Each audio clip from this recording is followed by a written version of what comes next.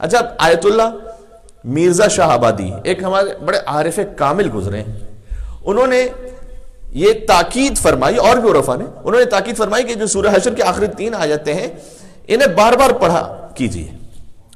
اور بلکہ یہ کہ ہر رات اس کے پڑھنے کی تاکید ہے کہ اگر معمول بنا لیں، اس کے لیے ثواب بھی بہت زیادہ ذکر کیے گئے، حتیٰ یہ کہ حدیث نبوی ہے کہ سورہ حشر میں سوائے موت کے ہر شے کا علاج موجود ہے،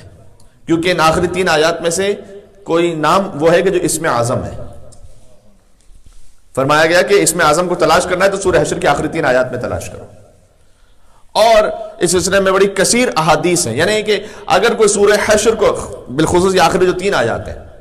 یہ حدیث ہے، فقط خطابت نہیں کر رہا، حدیث میں ہے، امام صادق علیہ السلام نے فرمایا کہ اگر کوئی ان 3 آیات کو پڑھنے کا عادی ہو جائے، اللہم صلی علی محمد وآل محمد، تو فرمایا کہ جنت و جہنم، 7 آسمان، 7 زمینیں، عرش و لوح و کرسی و قلم اور درخت اور پہاڑ اور پرندے، وہ سب اس کے لیے استغفار کر رہے ہوتے ہیں جو ان 3 آیات کو توجہ کے ساتھ پڑھ لے۔ آیت اللہ مرزا شاہ آبادی یہ فرماتے ہیں کہ ان آیات کو اتنا پڑھو کہ یہ تمہارے وجود کا حصہ بن جائے، اسے بار بار دہراؤ، زبان پر رواں ہو جائے، اگر یاد نہ بھی ہو سکے تو کم سے کم یہ کہ اس طرح سے یاد ہو کہ اگر کوئی ساتھ پڑھ رہا ہے تو آپ پڑھ سکیں اس کے ساتھ، اگر دیکھ کے پڑھ رہے ہیں تو روانی سے پڑھ سکیں۔ اس کے بعد ایک عجیب بات، لطیف بات کہتے ہیں کہ اگر یہ 3 آیات ہم پڑھتے ہوئے ہمارے وجود کا حصہ بن جائیں اور رواں ہو جائیں، جس کو ہم فلسفے کی زبان میں، منطق کی زبان میں کہتے ہیں کہ ملکہ بن جائے، ہمارے وجود کا حصہ بن جائے یہ 3 آیات، تو اس کا فائدہ کیا؟ کہتے ہیں سب سے پہلا فائدہ تو اس کا موت کے بعد فوراً قبر کی پہلی رات میں ظاہر ہوگا۔ کب؟ کہ جب ملائکہ آئیں گے اور سوال کریں گے کہ مر ربک، تیرا رب کون ہے؟ اور کسی نے جواب دینا شروع کیا کہ میرا رب وہ ہے کہ هو اللہ الذی لا الہ الا هو عالم الغیب والشہادہ هو الرحمن الرحیم هو اللہ الذی لا الہ الا هو الملک القدوس السلام المؤمن المہیمن العزیز الجبار المتکبر سبحان اللہ عما یشرکون هو اللہ الخالق البارئ المصور له الاسماء الحسنى یسبح له ما فی السماوات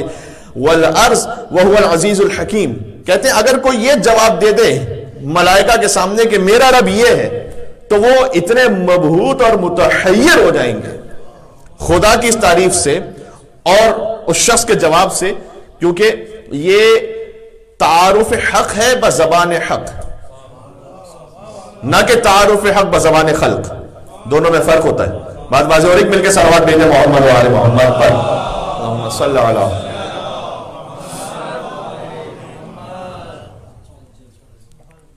تو روٹین میں لے کر آئیے ان آیات کو انشاءاللہ۔ اس کا ترجمہ بھی ایک مرتبہ آپ اس کو اچھی طرح سے محفوظ کر لیں اپنے ذہنوں میں، تو اس کو پڑھنے کے لیے لطف بھی آئے گا، اور خدا کا ذکر ہے، اور بار بار اس میں هو اللہ الذی لا الہ الا هو، اللہ اپنا تعارف کرواتا ہے کہ اس کے سوا کوئی معبود نہیں ہے۔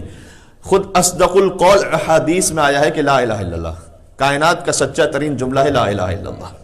فرمایا کائنات کا خالص ترین جملہ ہے لا الہ الا اللہ، اور اس میں خلوص اس طرح سے بھی ہے کہ لا الہ الا اللہ، اگر کوئی لا الہ الا اللہ کا ورد کر رہا ہے تو اس کے ہونٹوں پہ جنبش نہیں ہوتی، یعنی اگر کوئی لا الہ الا اللہ کا ورد کر رہا ہے تو ہو سکتا ہے کہ وہ محفل میں ہو، اللہ کا ذکر کر رہا ہو، کسی کو پتہ بھی نہ چلے کہ وہ خدا کا ذکر کر رہا ہے، اس کا اتنا خلوص باقی رہے۔ آپ اس کو چیک کیجئے گا کبھی گھر پہ جا کے آئینے میں، یا اس وقت شاید ہوتا ہے آپ محسوس نہ کر پائے اس کو، لیکن یہ کہ لا الہ الا اللہ کا جو ورد ہے اس میں اگر کوئی خاموشی کے ساتھ کر رہا ہے تو ہو سکتا ہے کہ جو سامنے موجود ہے شخص، اسے پتہ بھی نہ چل سکے کہ یہ ذکر خدا میں مصروف ہے، یعنی اس میں اتنا خلوص ہے، اس میں اتنی لطافت ہے کہ یہ فقط آپ کا اور خدا متعال کا معاملہ ہے۔ اس لیے صحابہ کرام کے بارے میں لکھا ہوا ہے تاریخ میں کہ وہ اکثر اس ذکر کو پڑھا کرتے تھے۔ اب ظاہر ہے کہ صحابیت میں اور امامت میں فرق تو ہونا چاہیے، اور وہ فرق یہ ہے کہ صحابہ کرام اس ذکر کو پڑھا کرتے تھے، اور ابن ابی العدید معتزلی نے ابھی کچھ دنوں پہلے پھر سے میں نے اس بات کو پڑھا، شرح نہج البلاغہ میں لکھا ہے کہ جب امیر المومنین اپنے گھر سے باہر نکلتے تھے تو ان کا رخ انور ایسا تھا کہ لوگ علی کے چہرے کو دیکھ کر کہنے لگتے تھے کہ لا الہ الا اللہ ما اشجع ھذا الفتى، لا الہ الا اللہ کتنا شجاع ہے یہ جوان، لا الہ الا اللہ ما اسخى ھذا الفتى، لا الہ الا اللہ کتنا سخی ہے یہ جوان، لا الہ الا اللہ ما اتقى ھذا الفتى، لا الہ کتنا متقی ہے یہ جوان۔ تو صحابہ کرام زبان سے ذکر وہ کہتے تھے، اور علی کا پورا وجود ایسا تھا کہ ان کا وجود مقدس جب کوئی دیکھ لیتا تھا، ان کا روح انور، تو اس کی زبان سے لا الہ الا اللہ جاری ہو جاتا تھا۔ دیکھیں تمام انبیاء کا کام کیا تھا، وہ آئیں اور انسانوں سے لا الہ الا اللہ کہلوائیں۔ تو جو تمام انبیاء کی تبلیغ تھی وہ علی مرتضیٰ کے چہرے سے روشن اور عیاں ہو جاتی تھی۔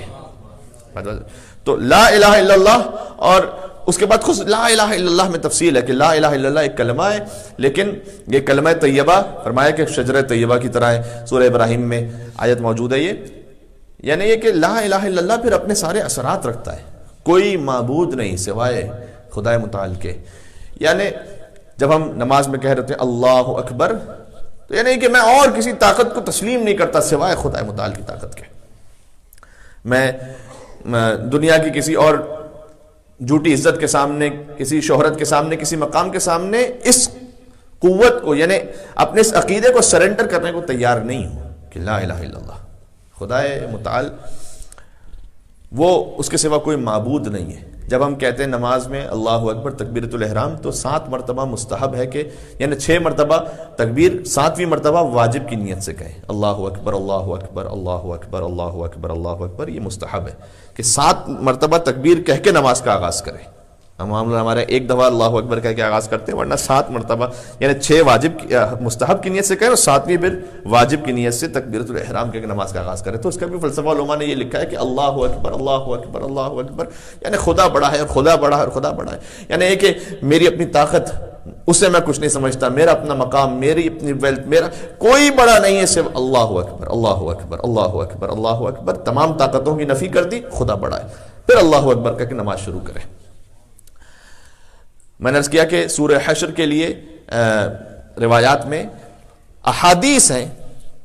کہ اس کے پڑھنے والے کے لیے کیا کچھ ثواب اور اجر ہے، لیکن ظاہر سی بات ہے کہ وہ ثواب اور اجر اس شخص کے لیے ہے کہ جو اپنے وجود کا اسے حصہ بنائے